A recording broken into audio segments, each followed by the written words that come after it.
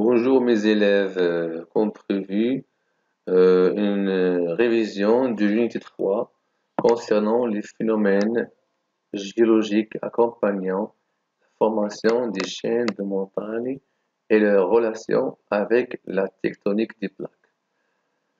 Alors le mouvement des plaques lithosphériques que vous avez vu au niveau collégial entraîne l'ouverture des océans au niveau des rides médio-océaniques qui compensait cette ouverture, cette addition de la croûte est compensée par la disparition dans d'autres zones qu'on appelle des zones de convergence où il y aura où on a naissance des chaînes de montagne.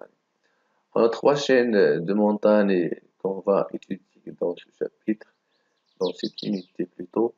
Les chaînes de subduction, les cordillères des Andes comme exemple, d'obduction Al-Hajar au nord-domaine et de collision comme Himalaya. Et on va voir dans ce chapitre, ou bien d'unité, quelles sont les caractéristiques, vous devez retenir les caractéristiques de chaque type de chaîne montagneuse et sa relation avec la formation des plaques.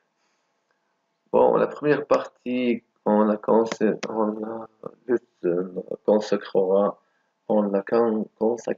à ces montagneuses récentes et les relations avec la tectonique des plaques.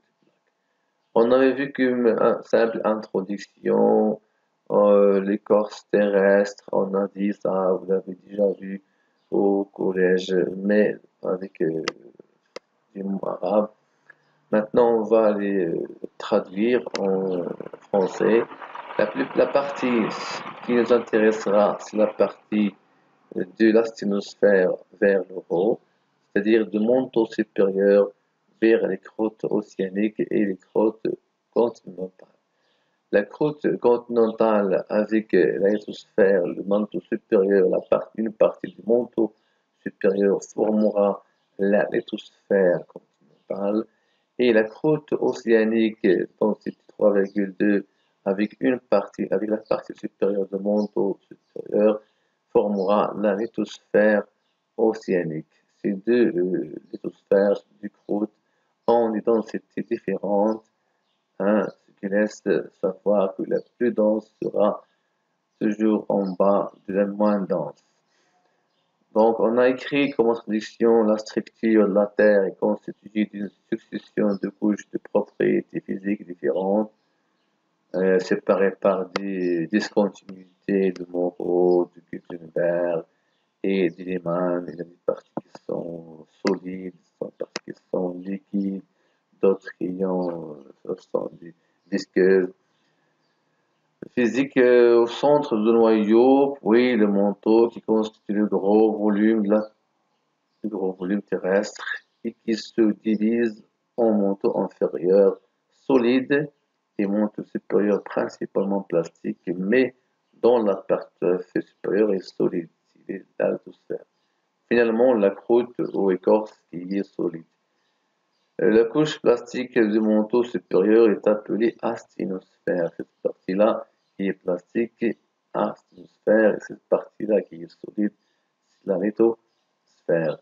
On a aussi proposé une carte du plaque formant la lithosphère océanique et continentale. On a dit que ces plaques-là sont séparées par des zones de divergence et aussi séparées par des zones de convergence où on a, dans ces zones-là, ce sont des marges actives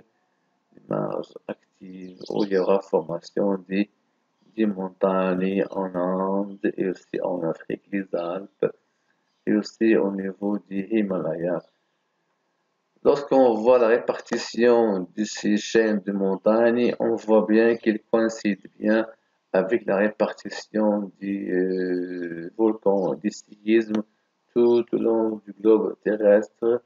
Donc, ce sont des marges actives, des rides médio-océaniques où il y a distension et des zones de convergence où il y a rapprochement entre les plaques lithosphériques.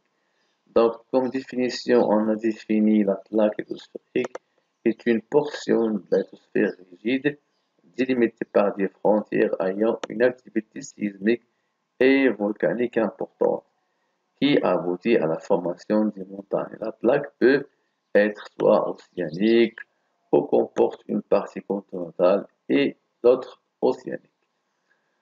On a débuté par une activité dont on a proposé différents documents de la région des Andes, la cordillère des Andes. Donc, lorsqu'on a analysé la première carte de cette zone, on a vu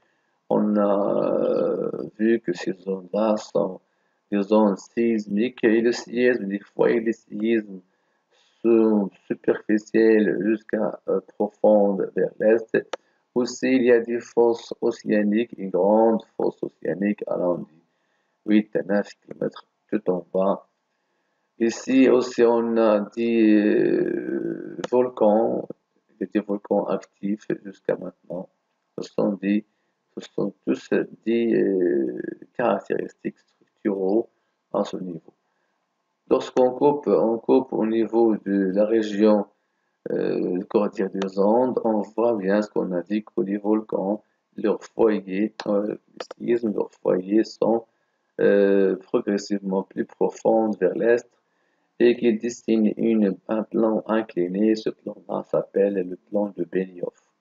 Aussi bien au niveau des flux thermiques, on a un flux thermique au niveau de la fosse, c'est un flux négatif. Par contre, au niveau des cordillères, c'est un flux positif. Donc, ce flux négatif-là, c'est un changement de la température avec la profondeur, une diminution avec la profondeur.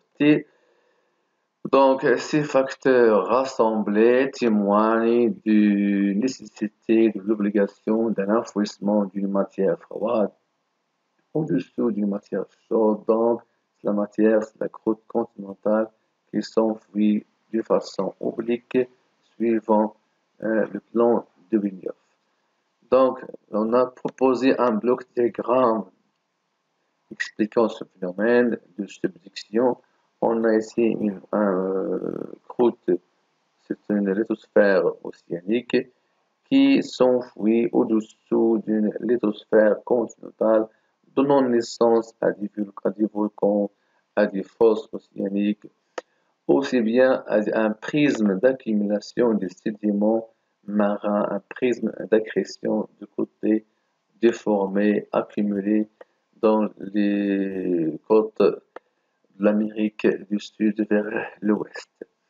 En vue d'une coupe géologique de cette partie-là des Andes, on a distingué l'existence de roches différentes. Ce sont des roches magmatiques, ce sont des roches de granit, surtout des granits de diorite, ici, là, toujours là. On a aussi des volcans qui vont former des roches volcaniques, des roches andésitiques, ce sont des roches andésites. Aussi bien on a des déformations sous forme de failles inverses et des plis, de grandes amplitudes. Donc, c'est une caractéristique tectonique de cette partie-là, ce sont des plis et des failles inverses.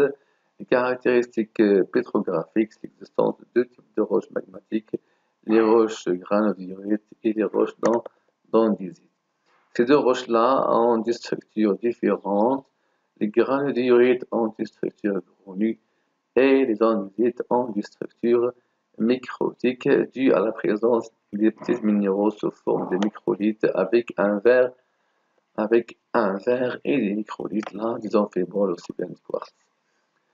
La région là, la formation du volcan est due à un phénomène spécial dans ces régions qu'on appelle la fusion partielle des roches de l'asténosphère qui est principalement la péridotite.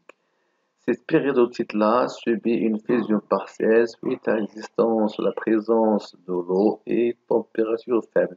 Pourquoi? Parce que un diagramme de fusion des matériaux Ces matériaux peuvent soit se former de liquide, d'un solide dans cette région-là, ou bien d'un solide liquide dans ces températures, ou bien totalement liquide au-dessous de 2000 degrés C.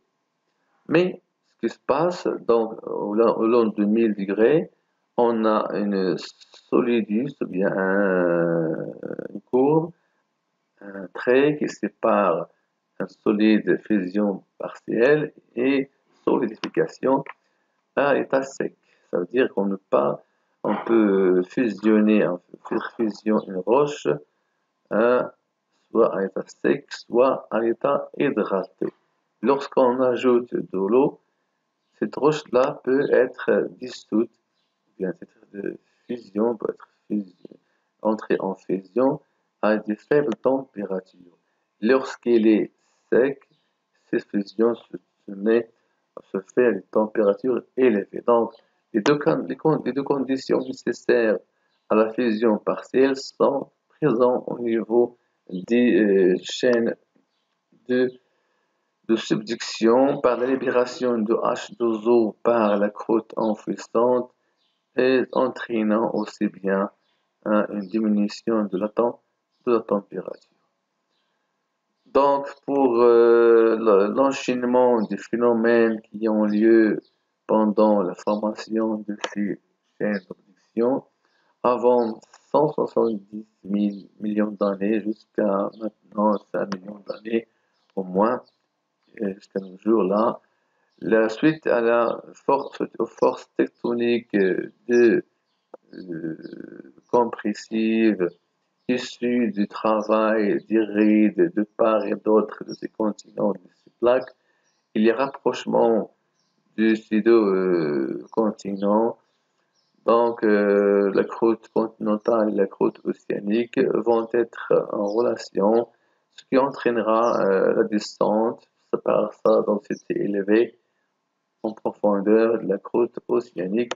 Il s'ensuit tout un changement de ce domaine continental au niveau structural, apparition des formations, au niveau pétrographique, apparition des roches nouveaux, aussi bien au niveau des cordillères, élévation, il y a surrection, il y a élévation des roches, excusez-moi, suite à cette rencontre.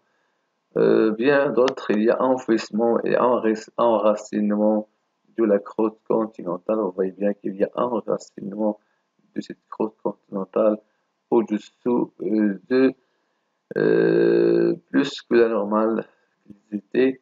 Donc, ce sont toutes caractéristiques que vous pouvez citer structurales et tectoniques ou bien pétrographiques dans cette région-là des Andes. Merci.